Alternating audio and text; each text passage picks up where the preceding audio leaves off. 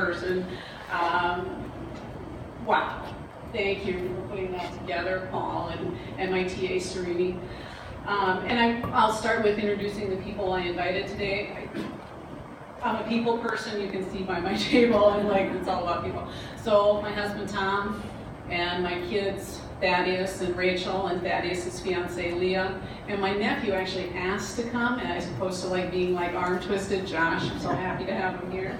And then my family of friends, and my family of friends, which is Pam Leindecker and Barb Bobowitz, who did teach here before, and Sandy, who was a counselor, and Kim, who was so kind, and Barbara, and Mary Beth, and Marty, and Barb, and my sister-in-law, who was nice enough to take off work and come, Kay, and my retired friend, who I'm looking forward to joining on a lot of adventures, Patty. Can't believe it's been 40 years. Cannot believe it's been 40 years. I student taught here in '77, and then there were no positions available unless I was a hockey coach, and that did not happen. That was Dean Suter, actually. So, no. Gary Abrams, yeah, okay, Gary Abrams. So I taught for 3 years over at Fred Moore in a behavior problem program called Focus at the junior high. Well, junior high squirrels already, and then these were the squirrels of the squirrels. So when I got a chance to come back to Anoka, I was so excited, so excited. Came back and taught history, English, and yearbook.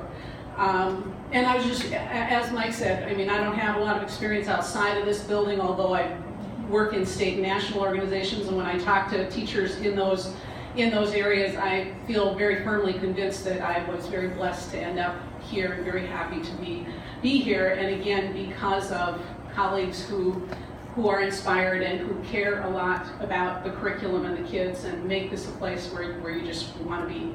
So a couple of my takeaways from thinking about what I wanted to say is I feel very fortunate to be able to do what I love, and not only in the classroom but in some of the extracurriculars. So encouraging people to do that. Believe it or not, though I'm not a sports person, I coach volleyball, basketball, and softball at the junior high level, and those kids actually undefeated 9th grade basketball team, which should be shocking to people who know me because like I know nothing about basketball. They're just really talented kids who won it on their own. Came to Anoka, and then I advised yearbook, which was Blair and anybody else who's done those, it's like it's like serious late night stuff. And again, talented, committed kids, some of whom I still see, and of course those relationships, it's hard to do that kind of stuff in the classroom under the 4, 5, 6, and 7 period day. Sometimes carrying 165 kids, at a time. You don't have a chance to build those relationships, so those after-school things are really cool. Did FEC with Pam, Future Educator Club, and at one time we had 60 kids coming, half of whom were kids of color in a building at that time that had maybe 3 or 4% kids of color, so we were pretty proud of that, creating a home for them and hopefully growing some of our own, though Lamumba was not in that group. He could have been. And then advising advising History Day, which, as Kim said, just one of the absolute best things educationally that I've done with kids, because they get so much choice of, what subject they want to research, choice of manner of presentation, choice of working alone or with somebody else. Some people might say after we've gone, like learning targets so specific, now we're going back to STEAM, which is the big picture maker space stuff, that's we've come full circle and we're kind of back to that. So do what you love and see what you can find to connect with kids outside of classroom as well. The second thing is surround yourself with skilled and talented colleagues, of which you have many choices here, to help inspire you and keep you going, because there's what we as teachers are expected to do today is so much that you need to have those colleagues to collaborate with and to inspire you and to support you as you continue. So in being a member of the honors block, I partnered with 2 extraordinary teachers, Barb Rudnicki, there she is, and Kim Corby, and learned talk about it's kind of like a marriage partner, but it's your educational partner because you spend so much time together. And both of them in English really taught me more about teaching skills and teaching process, as opposed to social studies back in the day, which was mostly teaching content, which is important, but lifelong skills of process. And collaborating then with Eric Beckman, who's not here today, he's doing more work out west, convinced me that when the History Day and block went away, to keep those components of skill-based work, primary source, investigatory learning, as opposed to just content. So thrilled with that. Marty Gold is here today, and she was the coordinator of Honors Block and introduced me to History Day, actually, which, like I said, is just one of the most satisfying things that I did. We took hundreds of kids here to do it. Dozens went to state and regions. They went to nationals, and I was just thrilled with that. Barbara Lindeke, who, AKA the field trip queen, who taught me about getting kids out of the school and seeing learning as a lifelong process, not just something that happens within the bells.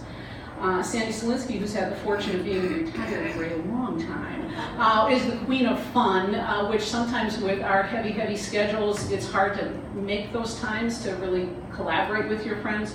And setting high standards, but making fun be part of it, whether it's fun lunches or skinny dipping in the rum river or whatever it might be. And Barb Bobowitz, who used to teach here, and I'm still in touch with her, just a touchstone and a sounding board, because when times get hard, and there's a lot of great times with kids, but there's a lot of tough times with kids, and when you need to kind of talk to somebody about it, that was one of the people I turned to. And the last thing I want to talk about is making a difference, which I really feel like, I'm proud to work at Anoka. I feel like we do make a difference.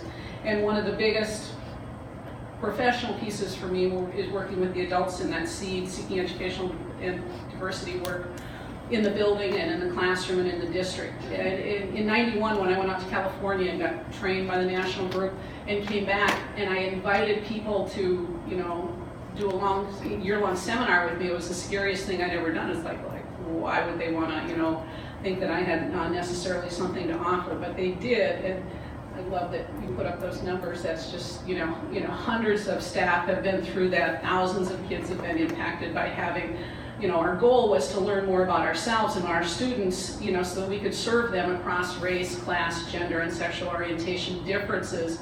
Today, what we call being, culturally competent. Back in the day, we didn't. Back in the day, people who took that class didn't get credit, didn't get paid. I mean, they were just doing it because, like, at the heart of most of you who've chosen to be teachers and work in the education system, you're doing it because you want to make a difference, you want to help kids.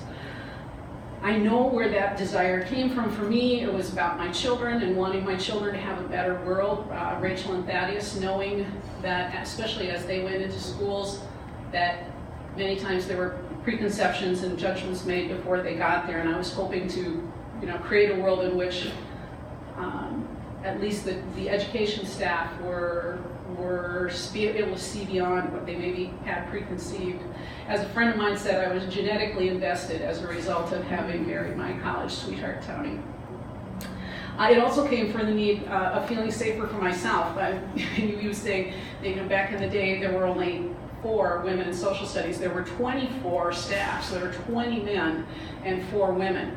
And one of the reasons for that was because back in the day, they thought that all the coaches had to come from social studies, and women couldn't be coaches because I graduated at a time when women didn't play high school sports, therefore couldn't play college sports, therefore didn't get the licensure. And so it was like this, chicken and egg thing.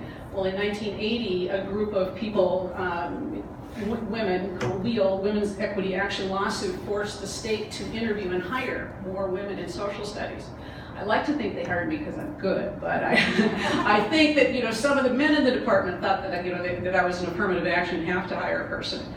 So with the four women in social studies and kind of banded together and went on one river trip, which became the River Ladies, and then invited our English colleagues who were part of the interdisciplinary block, got kind of grandfathered in, and so that's how we got that through.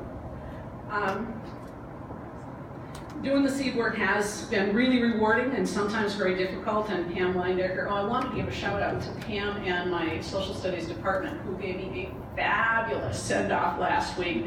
I was floating at the end of it, and I think I haven't quit floating and won't quit floating for a while. It was wonderful, and this is wonderful, and thank you all for coming. it's tough work, and you certainly need an ally, somebody who will support you in the work and have your back, but also tell it to you like it is, like if you're off track. My good friend from college, Patty, is also falls in that line, and my sister-in-law, Kay, people who can be sounding boards for that. So my children have been my inspiration, but it's Tom at home who's pretty much been my rock in supporting all the work that I do at school. Someone once told me that there's 3 legs to that stool. There's family, there's work, and there's friends. And if any one of those legs kind of goes out, life becomes much more difficult. So I just really appreciate the support I've had from all 3 areas. So my encouragement to you is school and teaching is harder than ever. Take care of yourselves, help create situations where you inspire each other, you help each other to make your jobs so that you can go home and be refreshed. I wish you all the good fortune to do what you love, to work with people who bring a smile to your face and your heart because you know you can count on them. Because doing this work takes courage, and I wish for you to create a welcoming and culturally responsive classroom for all the students who come through. I know you make a positive difference in their lives.